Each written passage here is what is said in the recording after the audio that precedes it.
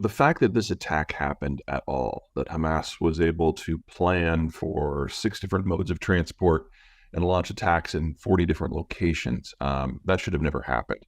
The Israeli intelligence services, this is the number one thing they watch, and it's right on their borders. So to think that they've failed that completely indicates that their operational intelligence on Hamas is quite limited.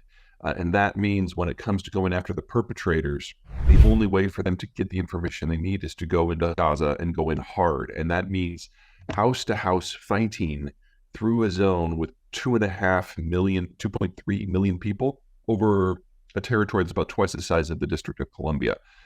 That's not a program that'll be done in 3 weeks or 3 months. This is probably something that's going to be keeping them busy for at least a couple of years. And since this is a zone that imports over 90% of their food and their energy, and everyone that lives in industrial lifestyle, I mean, there's no agriculture here. The human suffering is going to be immense, and there's nowhere for the Palestinians to go. The only other proximate country is Egypt, and people forget that Egypt controlled the Gaza from 1949 until 1973, and they hated it. The only people out there who like the Palestinians less than the Israelis are the Egyptians, and that's the only other option. I mean, getting people in and out of this zone, there's a freaking book in the Bible about how hard it is. So the human catastrophe that will unfold over the next several months is going to be one for the record books. The staff was in place. The signals intelligence was in place. Every cell phone, every text message that goes through Gaza goes through an Israeli cell tower. This should not have happened. This isn't just an issue of dropping the ball. This is a root and branch breakdown. Plus, this situation for the Israelis is not a major problem. That's a major problem for everyone else. The Israelis have made it very clear over and over and over for decades that if there are hostages involved, it will not affect their operational or tactical planning one bit. That's one of the reasons why Israeli hostages, as a rule, are not taken, because the Israelis don't let that affect their planning. The Israelis can only work with the information they have at the time, and they've decided that Hamas parent organization, while maybe not directly responsible for what's going on, just needs to be destroyed now. Hamas has dozens, if not hundreds, of factions, and the Israelis are going to go in and take out them all. They know very little about the faction that actually did the attack, and from their point of view, that's almost a sideshow, because Hamas allowed something like this to fester. Now, there's plenty of finger pointing going on here, because this is an open-air prison, and whoever is in control of it basically controls the distribution of aid that comes in from the outside, most of it being funneled through Israel. But if you rip up the entire infrastructure of Hamas, which includes the local government, then you're going to be left with a situation where you have a prison environment without a distribution system. And that's going to kill people by the thousands every month, assuming nothing else goes wrong. And then when you're done, you have the choice between staying as an occupying authority, which the Israelis have no interest in doing, or leaving and just letting the next Hamas organically form. I mean, there's no win here. I think there's only one reason, and they would like to not kill 500,000 people as part of the process, and so they're trying to gather information on targets. That's my best guess, and that kind of fits the facts. You could also make the argument, which I think is much lower in their criteria, is that doing the ground invasion while Biden had his feet on the ground in the country was probably not a smart move, but I don't think they were ready. Remember, this completely caught them off guard. It hasn't even been 2 weeks for them to root out the information that they need. This is still early days. All of the intelligence that I have seen suggests that is the case as well, and there's some fairly convincing footage of the missile and a fairly convincing cell phone intercept of the guy who fired it, who basically says, "Oh my God, what did we just do?" I mean, people who have staked out part of their identity based on the Israeli-Palestinian conflict, they've already assigned blame wherever they think it's appropriate.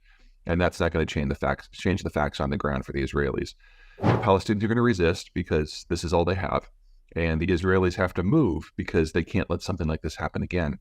Where the rest of the world stands on every other question, honestly, it's small fry. If you're looking for a reliable source of tactical data in the Middle East, you're never going to find it. Something to keep in mind about this is I know this is loud. I know it's dominating everybody's thoughts, but honestly, it really doesn't matter. Egypt hates the Palestinians as much, if not more, than the Israelis, so they're not a factor in the strategic equation. Jordan is a satellite state, so they're not a factor. Syria's in civil war, so they're not a factor.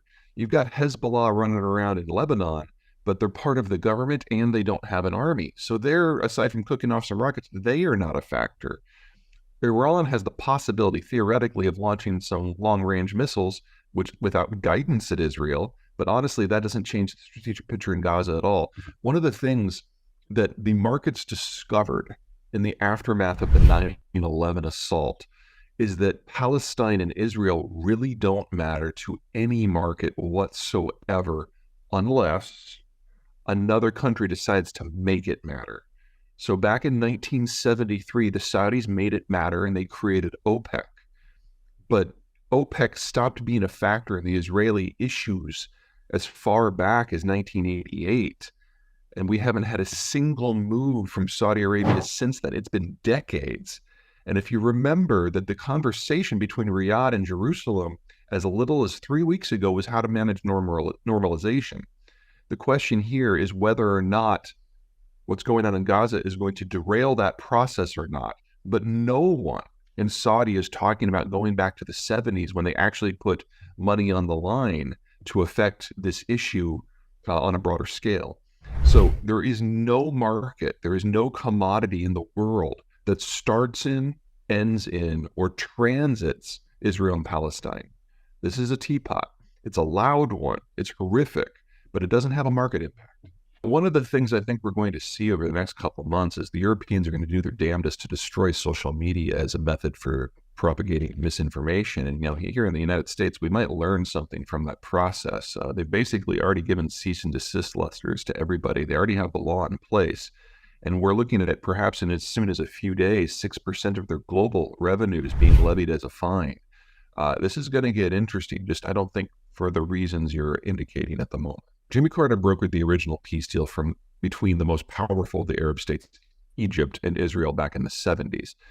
Since then, Egypt has kind of been persona non grata until the Trump administration. And there with the Abraham Accords, the Moroccans and the Emiratis kind of joined the party. And the discussion in Saudi Arabia is whether we should go now. Now, Saudi Arabia has one of the larger populations. It is the largest economy and obviously a major player in oil markets, so the most geopolitically significant of the Arab states. And if they were to join, that would give ample cover for every other Arab state to follow suit. And you'd basically have the entire Sunni Arab world in lockstep opposing Iran in all things. And at that point, it doesn't really matter what the United States does, because this region is more or less taken care of from a strategic point of view. The problem, Riyadh, is that there is a disagreement on the Palestinian topic. The older generation, including the King Salman, are pro-Palestinian, and they see, to a certain degree, any talks with Israel as a degree of betrayal. And so if there is going to be a deal, they want to make sure that something that is more than merely platitudes is granted to the Palestinians, whether it's self-rule, expansion of the territory they can control, Israelis out of the West Bank, whatever it happens to be. They're pretty flexible on what it looks like as long as it's real. The younger generation, including the Crown Prince, Mohammed bin Salman, who arguably is already running the country on a day-to-day basis. Basically, think of the king as CEO and MBS as COO. He couldn't care less about the Palestinians. He honestly, kind of like the Egyptians, he just wishes they would go away and cease being a factor. And so you've got a debate between these two generations over what Saudi policy towards Israel will be. All of them would like the intelligence, the military, the economic cooperation that would come from a partnership with the Israelis. But the older faction wants the Palestinians to be part of the package. We're going to find out within a month as to which faction here has the upper hand in foreign affairs, and that will tell us which faction has the upper hand in all things Saudi Arabia, because this is one of those core threads at the heart of what makes a country a country. And it's generational. We know over time where it's going to go. We just don't know if now is the time that everything flips. And if it does, We have a very new Middle East, and the optics of this conflict in Gaza will change overnight based on what the Saudis do.